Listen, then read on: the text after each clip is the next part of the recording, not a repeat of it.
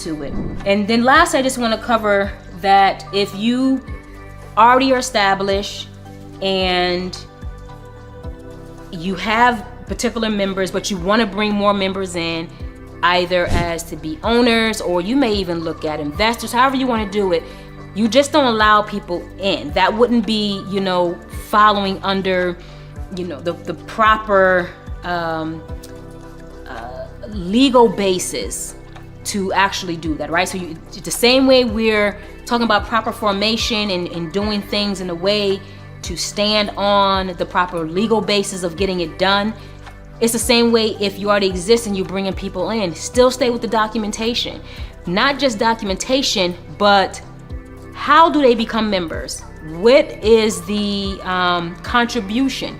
You're not just bringing people in. How are they buying into membership?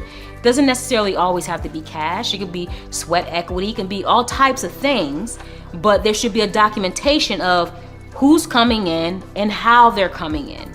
So there's no question of if there is ownership rights, economic rights. You want to make sure that everything, stays aligned with how you formed and how you continue to actually operate. You want to make sure that any new members that's coming in, that they sign the operating agreement. And that's why it's important to draft one as well. New members coming in, you shouldn't have to sit down with any new member and have to constantly repeat what the expectations are of how you're operating. If you have an agreement, you can just give them an operating agreement and they have to sign the operating agreement. In certain states, it says, if you have an operating agreement and a member don't sign, they may not be bound by whatever your expectations are. And so you want to make sure that you have operating agreement and they sign that operating agreement and everyone is in agreement. They understand and they're binding themselves to this expectation.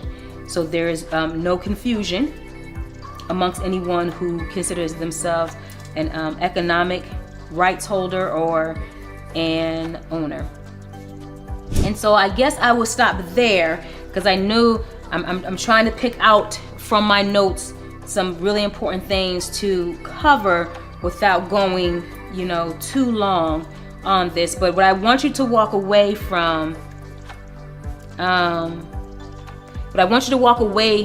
part 4 of dealing with proper formation of LLC is that you want to think about when you are established, or even if it's after you're established, if it's you and someone else, how do you want your company to be operating, or how is it operating?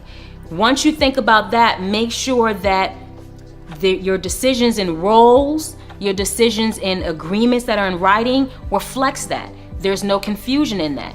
Also, I want you to walk away with knowing that it is important to understand how your state looks at an LLC and how they look at an issue. I'm gonna give you an example of the language that's actually used in Georgia's state statute, because there is, as you've seen, there's a body of provisions and articles that pretty much cover every nook and cranny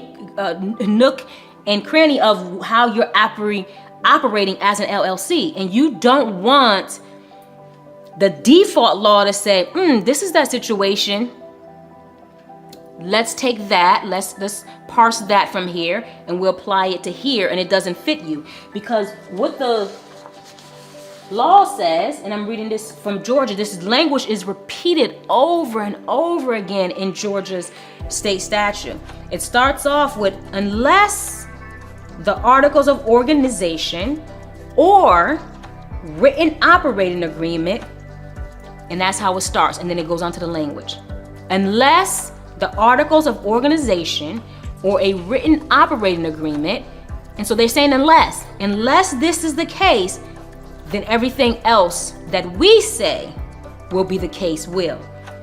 And in this particular instance, I don't need to, this is just talking about management. I don't want to read the whole statute, but this says, unless the articles of organization or written operating agreement vests management of limited liability company in a manager or managers, management of the business and affairs of the limited liability company will be vested in members. So you know I touched on that earlier.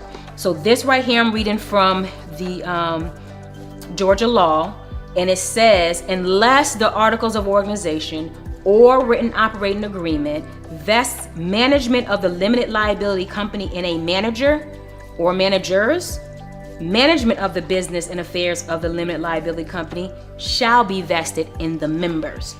So you see here, if you don't have an operating agreement stating how management will actually happen, if you don't have that, then by law, at least in Georgia, and there's a lot of other states that mirrors this, by law, it will vest in all members.